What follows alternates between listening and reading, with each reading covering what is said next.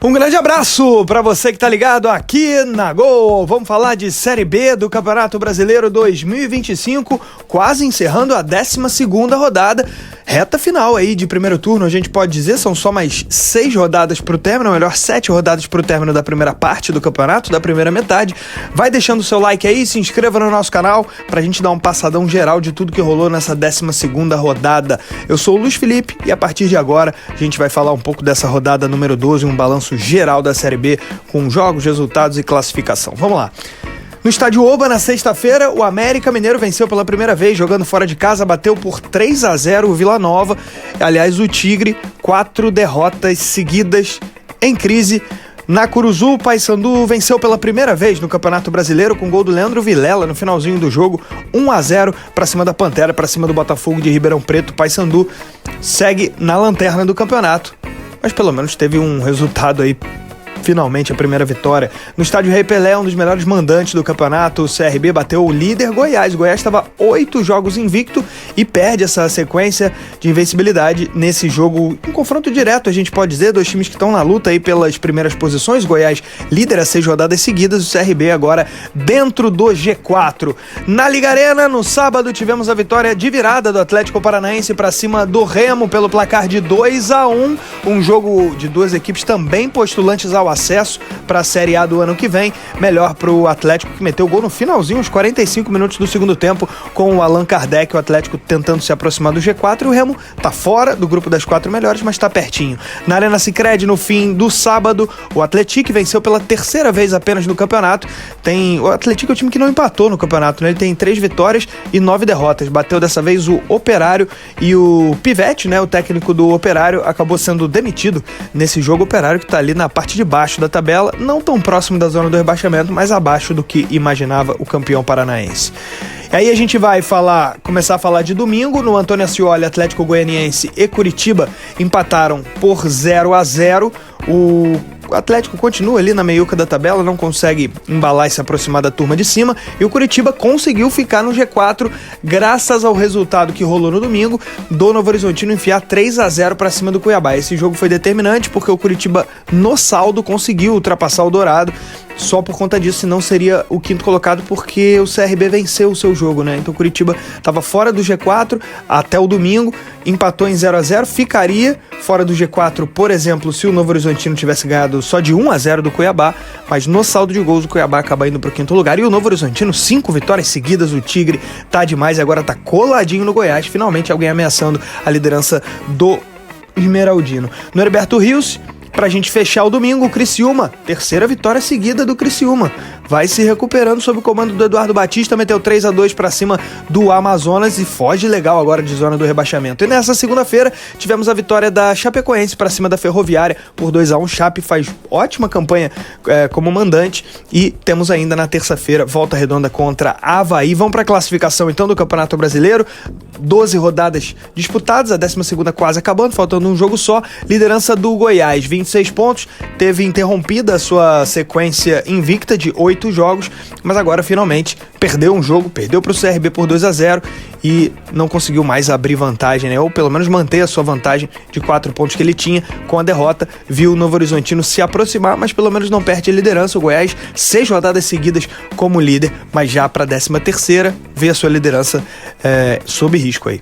Segundo lugar, o Novo Horizontino, o Tigre, 5 vitórias seguidas, saiu de 10 pontos para chegar a 25 agora. Segundo colocado, abrindo vantagem para o quinto colocado, 4 pontos de frente agora em relação ao Cuiabá.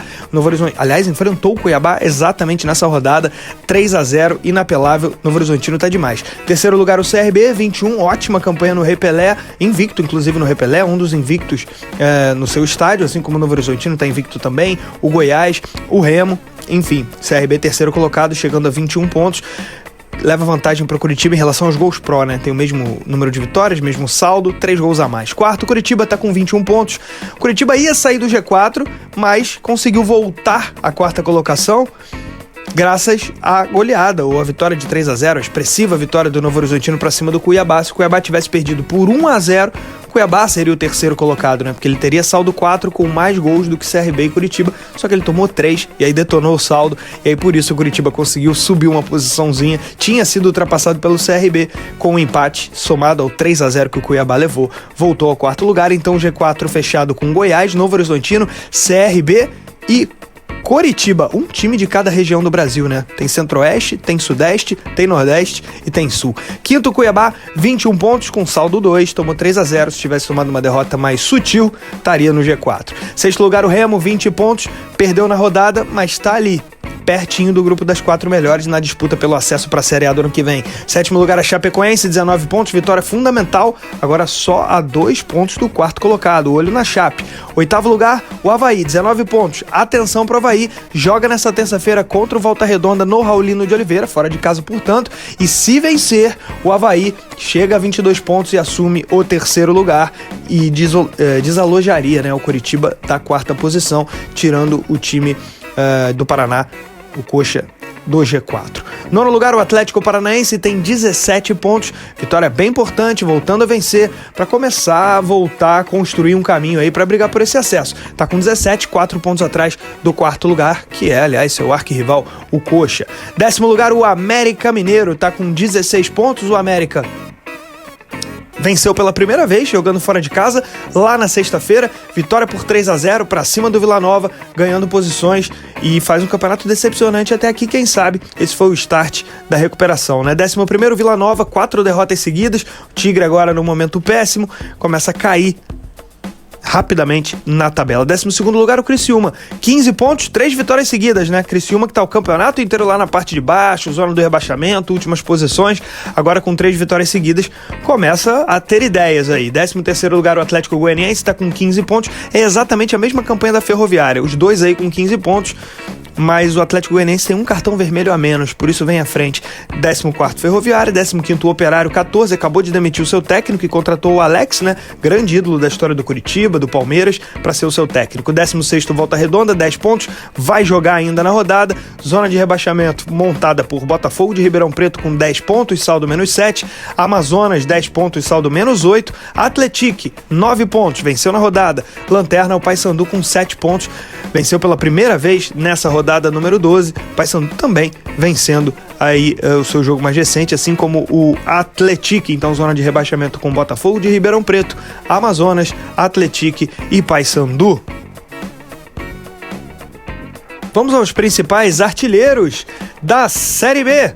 O principal goleador ainda é o Pedro Rocha, do Remo, ele tem 6 gols. E aí vem a galera com 5, o Nathan Fogaça, do Novo Horizontino, o Carlão, da Ferroviária, e para fechar a lista, o centroavante Daniel Amorim, do Operário, do Fantasma, também 5 gols.